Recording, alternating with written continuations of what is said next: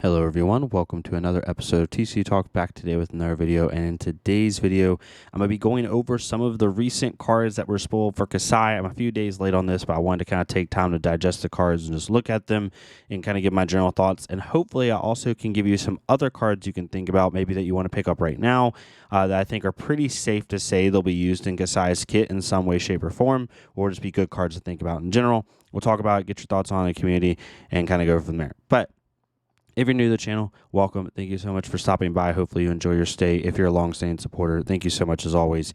Feel free to check out the Patreon and the Discord down below. We're almost at 450 members on the Discord, doing really, really well. Really appreciate all the support y'all been giving. If you're not subbed to the channel, we're almost at 3K subs, trying to get that by the end of the year so we can do some playmat giveaways and have some fun times. So yeah, definitely check that out. But we'll get right into it. So Kassai. Kassai was spoiled last week. Technically, by the time you're watching this video, if you have drawn a card this turn, your sword attacks cost 1 less to activate. So instead of saying your second sword costs 1 less to activate, basically if you can find a way to draw a card prior to swinging your swords, then they just don't cost anything at all. Also, if you draw a card maybe halfway through your turn after one sword swing, then your second sword will be 1 less to activate. So that's really nice. So it's a little bit different from our original one. It is an adult hero. Kassai is very beloved in her, in the community. Really kind of OG Blitz hero, really strong. But now we have a new adult as well as a new Blitz version. Her second ability says once per turn action, banish 2 red and 2 yellow cards from your graveyard. The next time a weapon you control hits a hero this turn, create a gold token. This is really interesting. There's a lot of cards that play off of gold, and there's going to be a ton more in this set upcoming that we haven't even seen yet. However, this is going to be a really cool ability because there's a lot of her power cards have to do with gold tokens like Raise an Army, or even cards like Cash In, which we'll talk about here in a little bit. And there will probably be a couple more, I'm assuming, as the cards are released. And it's going to be really useful to almost use this as a on-hit effect, right? Like, yes, if you can make the gold, you can make the gold, but this is also just going to be used as a you must block this, right? Like maybe your first sword swing, which most people normally don't care about because they're expecting in a general sword saber build, they're expecting stuff like Blade Runner and stuff like that.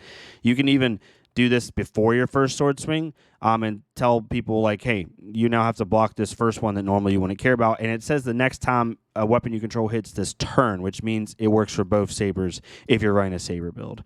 When it comes to a weapon, like saber's probably going to be her main weapon unless they show us something else. Currently right now, you only can really run saber and Jubel are the only two. The axes don't work with her abilities, right? Things of that nature. So it's probably going to be a saber build. But regardless, really seems like a really cool hero. There's going to be a couple different ways you can take her, I think. I think the most general way, just based off some of the cards revealed and what makes most sense, is both her abilities deal with swords, right? So some type of weapon build, similar to how she is in Blitz, right? Utilizing the sabers to the best of their abilities. However, there are a couple cards that have the clash mechanic, right? Clash is a new keyword that says, when this defends, this is a Brute Warrior block for 4.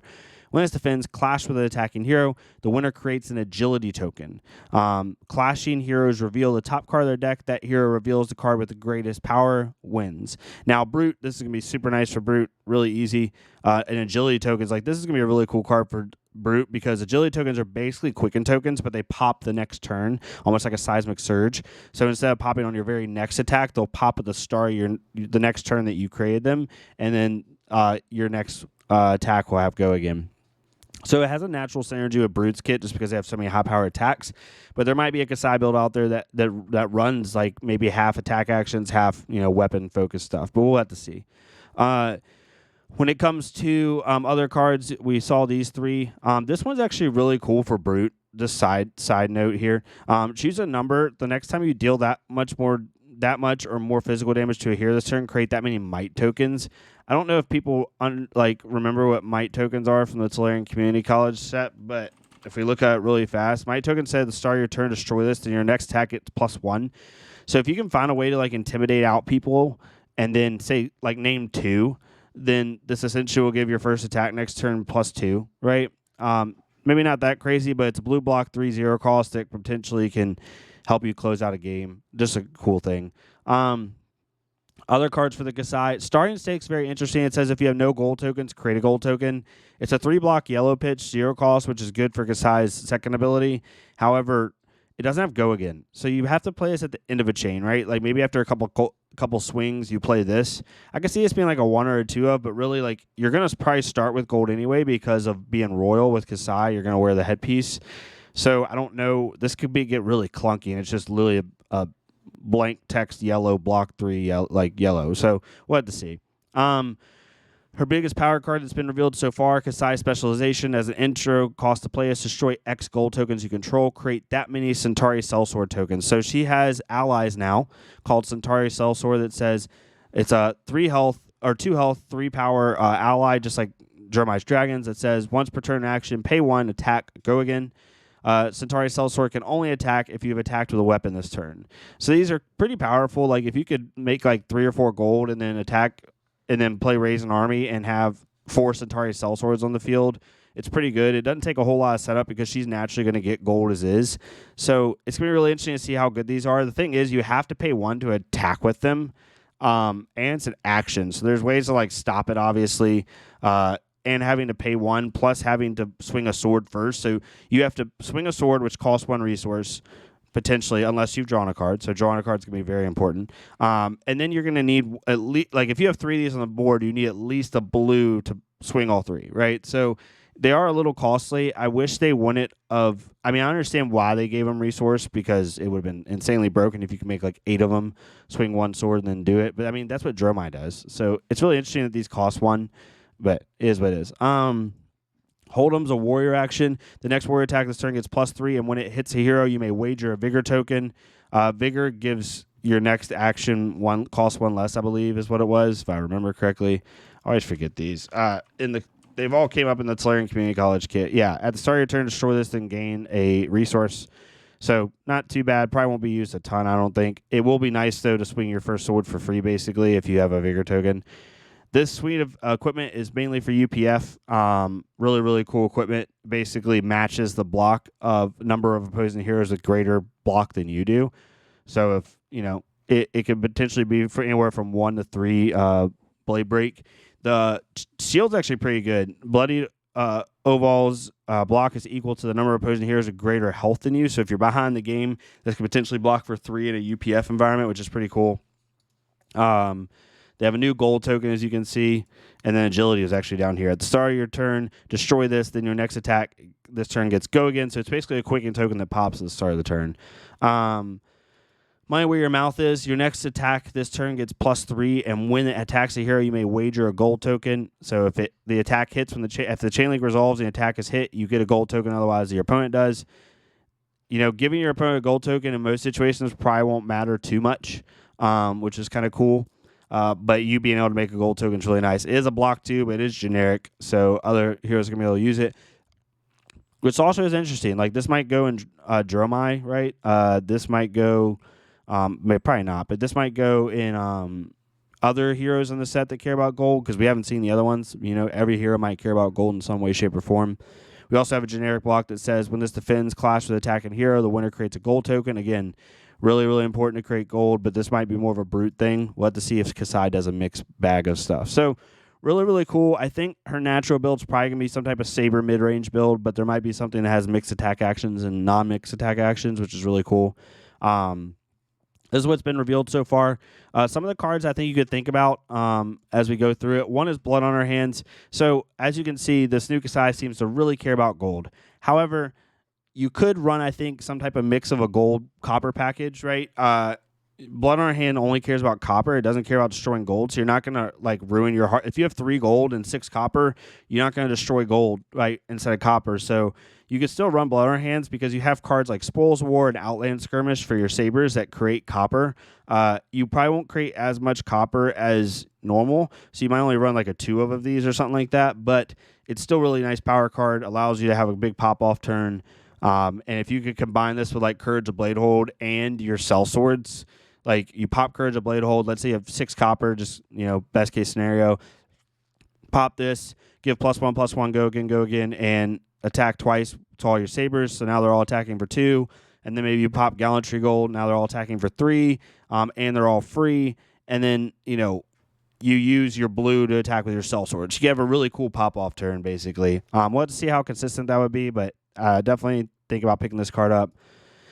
Second one, I have two other warrior ones that are really cool because they work on her draw card mechanic, right? Stroke of Foresight's actually one I didn't think about for a minute, but it makes sense. It's a +3 attack reaction, so it's already pretty good. But it's really nice because its reprise mechanic will trigger her first ability. If the defending hero is defended with a card from their hand, this chain link, draw a card, then put a card from your hand on top of your or bottom of your deck. So you don't really gain a card, like you don't keep the card, like you don't get card positive, but you did draw a card. So now if you play this on your first sword swing, your second sword swing will be free. So that's pretty nice, right? And then finally, the last warrior card that's really going to be the staple in her is Glint. Glint's always been a staple in every warrior, however, or at least in all the traditional warriors, but giving your Sabers go again, as well as if they defended, potentially unlocking her first ability for your second Saber swing is going to be really, really nice. Some non-warrior cards that you could think of, Gorganian Tome, I think is going to be an auto-include in this deck. It's just draw a card, right? You play one, you draw a card, and it turns off her cost for her Sabers this turn. Nothing too crazy here. It's only about $6. You can even get a white border version for $3. Really, really good. $5-6. So definitely think about picking that up. We'll save cash in for last because I have a interesting discussion on cash in. Sift is another one. I'm not sure if this will be play or not, but it's another one you can think about, especially blue Sift. It's a blue block 3/0 cost. It says put 2 cards from your hand to the bottom hand on the bottom of your deck, then draw that many cards. So it's a cycle if you're trying to get to your power cards like Raise an Army or Blood on Her Hands. It also, you technically draw cards. So now your Sabers are free. So you just play this at the start of your turn. You only lose 1 card, especially if you play this from Arsenal. It's really nice. And now your Sabers are free. So that one's really good. Another one I think actually might be a really staple auto-include in her is This Round's on Me. Being a blue block 3 only costs 1. Each hero draws a card until the start of your next turn, attacks that target. You have -1. I do think she's going to be like a mid-range Saber build, so being able to slow down your opponent and also turn on your first ability is really, really nice. It's a blue block 3. I think this will be maybe not a necessary must-have, but it's going to be a good staple. And then finally, Cash In. Cash In's interesting. So you may destroy 4 copper, 2 silver, or 1 gold you control rather than pay Cash In's cost. So again, if you're playing cards like Spoils War and Outland Skirmish, you can use that copper on Cash In instead of the gold that you're wanting to keep for Raise an Army. But running 2 of these in the deck is going to be great. It's going to turn on her ability every time it's played. And, it's just going to fuel so much she's trying to do to have those really go wide turns. It will destroy your gold, but it only destroys 1 gold, and I do think it's not going to be that hard to make gold with her. We haven't even seen all the cards yet, and I would already be pretty comfortable making gold with what she has right now. So I think this is going to be a really staple and really powerful card, obviously, in the set. Let's see how it goes. Right now, you can pick them up for about $5 a piece, which isn't too bad. Definitely check it out. But yeah, that's what I have for Kassai so far. I think she's going to be a really fun hero. I think she's a really good testament to where they're trying to go a power level where it's just really good, fun, flavorful heroes that could have powerful abilities, but it's not like necessarily obvious. You got to kind of figure it out. It's a puzzle. I'm really enjoying that, but I'm super excited. I'm going to be playing her, having some fun with it. Really excited to see what Brute comes out in this set as well, especially a Brute that maybe cares about gold. That'll be really interesting. But yeah. Let me know what you think of this. Would love to hear from your thoughts as a community. And yeah, I'll keep doing videos all week. I have my spoiler on the 24th. Keep an eye out for that. It's going to be a really fun time. Really, really good stuff. And keep doing daily content for y'all best I can. And yeah, I'll see y'all next time on TC Talk. Thank y'all so much.